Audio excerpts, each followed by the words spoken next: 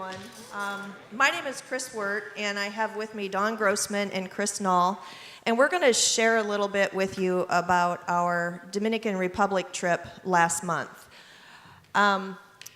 This was our team, our smallest team ever. We usually have 10 to 15 people go. There were 6 of us on this trip. We were small, but we were very mighty. We had a little bit of fun in the airport. Those of you who think Luke is only wound up on Sunday mornings at 10:30, this is him at 4 a.m. on a Saturday morning. So don't think it just happens here. Since we had a smaller group, I was able to book our flights out of South Bend this time instead of going to Chicago, which saved us a lot of travel time.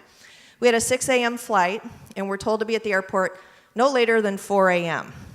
So those of us who don't sleep the night before we go to a trip, we're anxious. We get to the airport early. And I don't know if you knew this, but South Bend Airport closes. The doors are locked. There's no security guards. There's nobody around. So for about 15, 20 minutes, we had a little fun outside the airport. It was a little cold. I think it was damp from raining, but this is how our day started. But it got much, much better. We flew from South Bend to Newark, New Jersey. And the flight from Newark to Santiago was packed. And we're at the end of the line waiting to go through the gates, and they recognize us in our t-shirts because we all look alike. And they said, how many do you guys have on your team? We said 6, and the guy pulled us to another counter and pretty soon handed us our tickets back and said, have a great flight. And we were bumped up to rows 1 through 5 and flew in first class, which was awesome. So not only did we have spacious, wonderful seating. We got full course meals and whatever we wanted. We had an opportunity to talk with our flight attendants because it was a 3.5-hour flight. And they wanted to know who we were. We told them about our church. We talked to them about Kids Alive, what we do down there, and they were very, very interested. And had we not been bumped to first class, which was so sad, we would not have had that opportunity to share our story with them. And when we got off the flight, or as we were getting off, I went through my purse and I found a bunch of CCW pens. I gave them away, guys, sorry. So all the flight attendants have a little bit of us to take home with them. When we got into Santiago, this was our list of assignments for the week. We were tearing down a deck, rebuilding it, painting, staining, cement work. We helped with some classes and worked on the fish tanks at Palo Blanco. And of course, we wanted to have fun. So this first set of pictures shows you the deck that the guys were tearing apart, one piece of wood at a time. And then you'll see the mighty over here in the top picture. Dawn and I had to carry these 2x6 boards up a hill to put them in a pile to be both ways. No, we ran down the hill and then we struggled back up, carrying these heavy boards. And then this is part of the finished product. They did an amazing job rebuilding a deck on the back of this house at the Ark. And then some of the other work we did, Dawn and I painted the orange house before we ran out of paint. I think we got 3 sides of the house done. It was hot. It was really, really warm. We had orange paint all over us. We had a blast. We had kids helping us. We had a lot of fun. And then this is some of the cement work down at the bottom here at Anija School. When you do cement work, you don't have a fiddler truck or something coming in mixing it for you. You do it wheelbarrow by wheelbarrow, and you mix it on the ground. So there was a lot of manual work going on there as well. We always have fish fun at Palo Blanco, and this is the king fish herder here. When you remove the tilapia that they grow there as part of the aquaponics, you don't use a fishing pole or bait or a little net. You use a full-size net and you get in the water and you have to collect them. And so this guy did it again and it was awesome. The fish are big enough to be, I don't know if you call it filleted, but they clean them, harvest them, they go to different families in the community. And of course, Bennett having fish fun. He's always got to do something silly like that. Some of the other things that we do there are connect with our kids, and that's what's really in our hearts when we're down there. And I had 2 really cool experiences, but each one of them was with Dawn and Chris, so I'm going to let them share a little bit about their experiences with their sponsored kids. Okay, my sponsor girl is Rosie Fonfon. She's the one that has the white headband with the red flower. She's 12. I believe we've been sponsoring her for 2 years or so.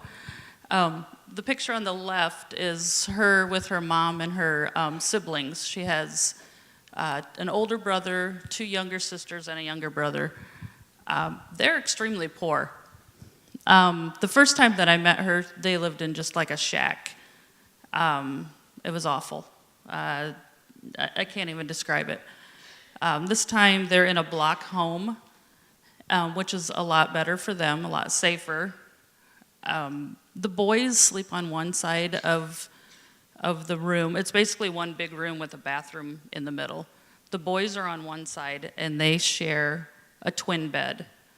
And the 3 girls and the mom are on the other side, and their bed is maybe like a full size yeah. queen size bed, and all 4 of them sleep in that bed together.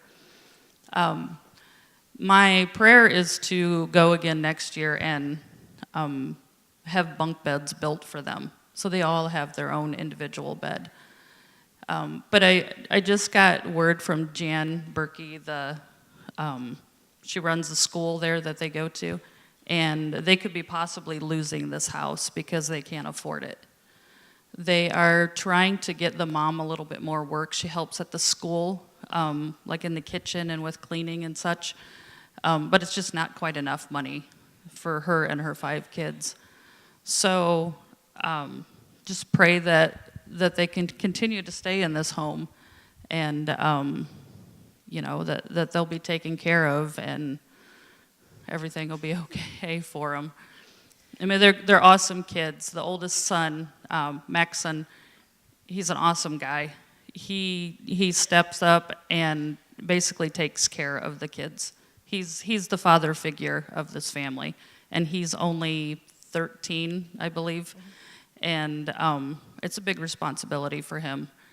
And so I took them all a small bag of clothes, a backpack full of shoes, brand new socks, brand new underwear, and just some fun things. And they just all absolutely loved it. And every pair of shoes fit all 5 of the kids, which was awesome. As these children were going through their bags of clothes and whatever, they took everything out one at a time and were looking at it, and they were so grateful. And these were not gifts that had brand new expensive price tags on them all wrapped up, and these were just things that they needed in a white trash bag, basically, and they were so appreciative. Every single one of them took the time to go through piece by piece everything she got. And then when we were done, we were getting ready to leave, Mom wanted us all to pray. Well, Maxim stood up, and little Fafana, those I've shared about her before, they all grabbed her hands and we stood in a circle there, and Maxim prayed for all of us. Well, that's when we lost it. Because they were so grateful and they're so appreciative and they're so happy, but they really have absolutely nothing. The picture on the left, that's the inside of their house. It looks the same as the outside. It's just cement blocks. They don't care. They're just very God-loving people and appreciated every single thing that we did. So that was really cool to see that, and what Dawn and her family did for that family was really cool, and it was really simple, and it meant a lot to them. Chris had previously only sponsored one child, and now he's got five of them. Let's say half a dozen, but he's going to share some stories with you about his experiences. So yeah, so after last year, the first time last year, my wife and I were talking, and we're like, hey, we want to sponsor another child that's out at the Ark. And so I contact Luke, and then he gives me 4 kids to choose from that are all brothers and sisters. So we took all of them. And so this is the first chance that I had to meet them. They were not at the Ark last year. They just recently in the fall had started coming to the Ark. It's a very sad story of neglect and why they're there. If I go into it, I'm going to cry, so I'm going to skip that part.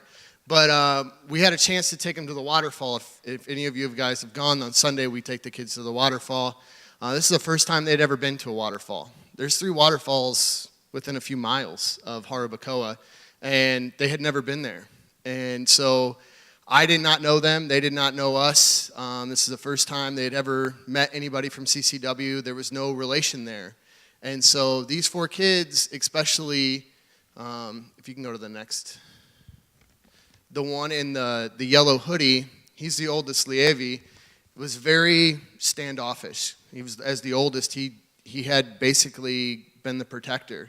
And so he did not want anything to do with us, very trailed behind, kept telling others no, the two little girls and his younger brother, the one on my back there, Leori, don't know, very standoffish, didn't want a whole lot to do with us in the beginning, but we kind of broke down those walls. And you could see that throughout the week, as in the next day when we're out at the Ark playing with them, he's one of the first ones up there running to me to play soccer or chase him around or whatever else we were doing. And by the end of the week, Lievi actually followed, and I'm going to try not to cry, followed us back to the van and just kept wanting to play. And he just didn't want me to leave. And that just had a huge impact to see the difference of Sunday to Friday on his attitude towards me and us and everything else. And it was just an amazing experience with those kids. You can go to the next. And then, so there's all 4 of them together. Lievi's in the yellow. Leori's in the blue. Those are the 2 oldest. And then the 2 little girls. Juliana is down there in the yellow shorts there, and then Moira Lindley is in the pink. And the girls, they're little girls. They love you. Yeah, they were little girls from the beginning. Yeah, it was just pretty cool to see the change in attitude. And then I had asked the sponsor director coordinator out at the Ark, and I was the first sponsor that they had ever met. So it was kind of cool to see them interact with me. It was pretty awesome. And then this is Winger. I got to meet Winger last year, so to build that onto that relationship was great. My wife and I have been sponsoring for the very beginning of CCW sponsoring Kids and Kids Alive. So it was great to build the relationships. There's one other thing, don't have a picture, but I was thinking of this when you guys were talking. When guys, when we're doing that cement work and the labor work, you're doing a lot of that right next to kids and people that are involved in Kids Alive. And one of them I got to know a little bit better by doing that cement work was Jeffrey.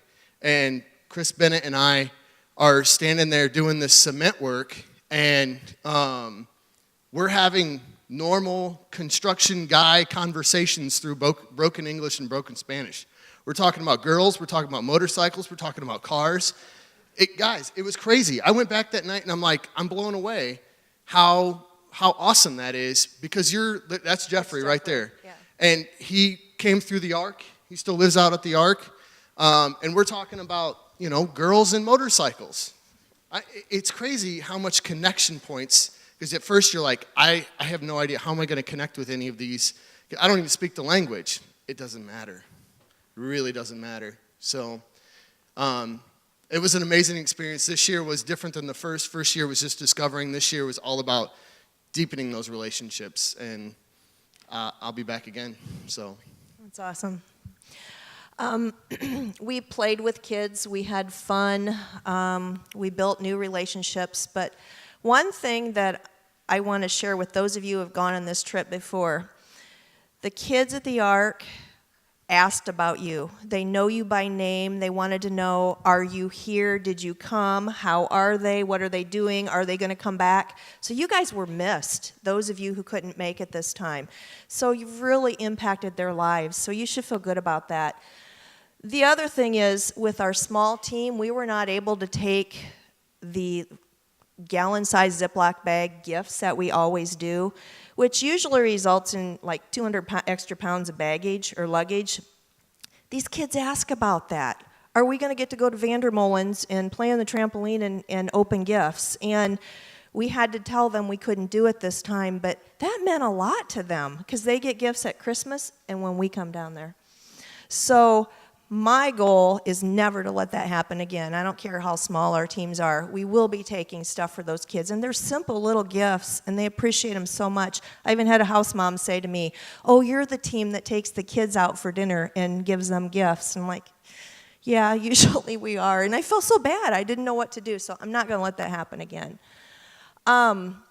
Overall, we worked hard, we played hard, we laughed, we cried.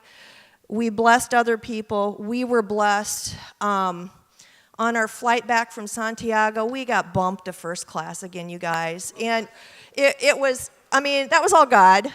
It was so cool, and it was just sort of a way of wrapping up an amazing week. And I hope a lot of you get to experience that the next time. So that was our team, and we continue to make it personal.